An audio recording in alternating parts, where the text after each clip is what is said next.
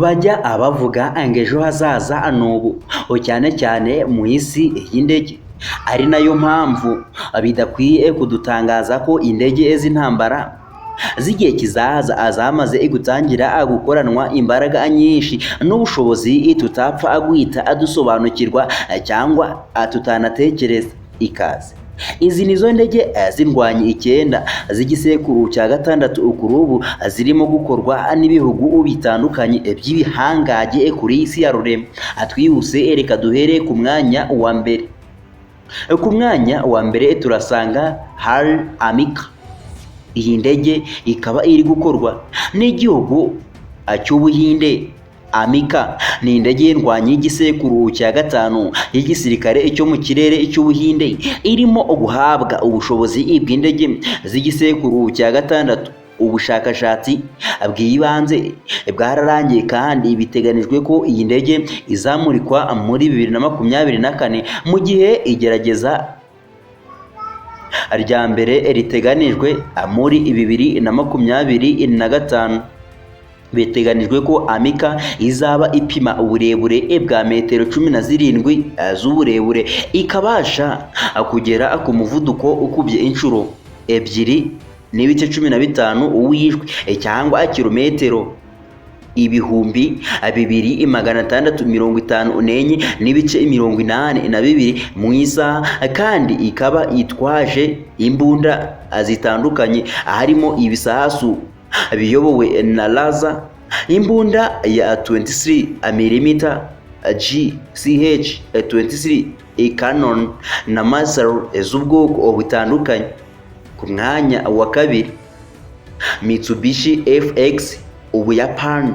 Iyi ndege y'indwanyi y'igisirikare cy'Ubuyapani iracyarimo gukorwa nyuma yaho hatangajwe ikorwa ryazo muri Nyakanga 2020.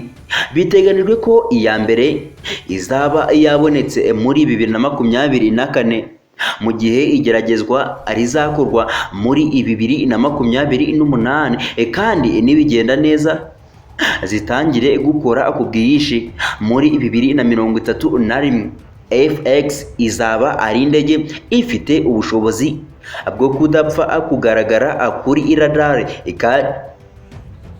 kandi bamwe bemeza ko ishobora kuzaba iruta indege za F-22 mu bunini.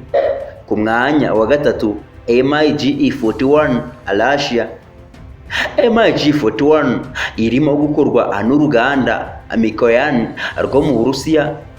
Birakekwa ko azaba ari indege iteye imbere yo mu gisekuru cya 5 cyangwa cya 6, izaba ifite ubushobozi bwo kutagaragara kuri radari ndetse n'ubushobozi bw'umuvuduko ukubye inshuro 4 umuvuduko w'ijwi cyangwa ibirometero 4939.2 mu isaha. Igishushanyo cya MiG-41 cyamaze gukorwa muri 2019, igeragezwa rikorwa muri 2020 mu gihe biteganijwe ko zizatangira gukorwa ku bwiyishi muri 2025. Ku mwanya wa kane, Future Combat Air System AU FSSS ni indege z'indwanyi z'igisekuru cya 6 zirimo gukorerwa ibihugu byo mu muryango w'ubumwe bw'Uburayi, zirimo kubakwa n'uruganda rwa Airbus ku nkunga y'ibihugu by'Ubudage, Ubufaransa na Espagne, kandi hazaba harimo izitwarwa n'abapilote n'izitagira abapilote. Gahunda yatangiye muri 2017. Desert Aviation yo mu Bufaransa na Airbus bitangazwa nk'abafatanyabikorwa muri uyu mushinga muri 2018, nyuma byiyungwaho na Safran na Mitiyu muri 2019. Naho 2020 komite ishinzwe ingengo y'imari y'Ubudage yemezwa icyiciro cya mbere cy'ubushakashatsi n'ikorwa. Gusa biteganijwe ko izi ndege zitazatangira gukoreshwa mbere ya 2040. Ku mwanya wa gatanu, FXX USA. Ingabo zirwanira mu kirere za Leta Zunze Ubumwe za Amerika zihora imbere mu koranabuhanga ry'indege, kandi ibi niko bimeze hano kuko ziyoboye isiganwa ry'indege z'indwanyi z'igisekuru cya gatandatu.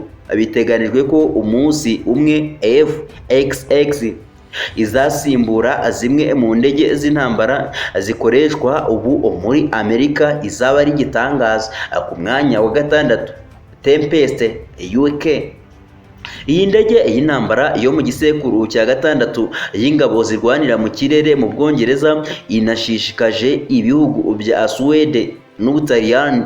Biteganijwe ko zizashyirwa ahagaragara muri 2035, ariko zikaba zaratangiye kugira ingaruka ku mifuka y'Abongereza kuri ubu. Muri 2018 byavuzwe ko mu mwaka wa 2025 hazakoreshwa miliyari z'amapawundi muri uyu mushinga.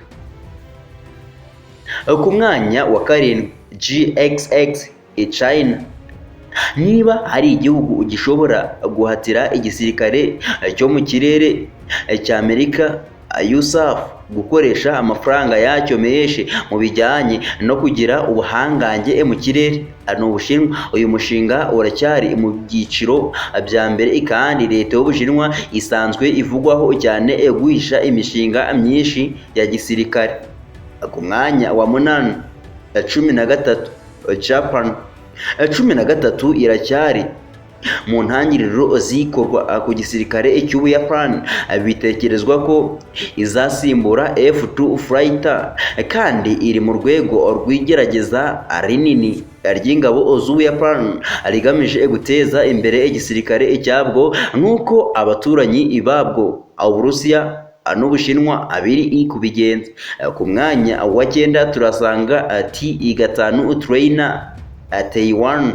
Nubwo mu buryo bwa tekinike byanze bikunze idashyirwa mu rwego rw'indege z'igisekuru cya gatandatu, T5 Trainer irarebwa nk'intambwe ya mbere ya Taiwan iganisha ku ndege z'intambara zo muri icyo cyiciro, kuko ikomeje kuvugurura no guteza imbere gahunda yayo gukora indege T5 Trainer yageragejwe bwa mbere ku itariki ya 10 Kamena 2020.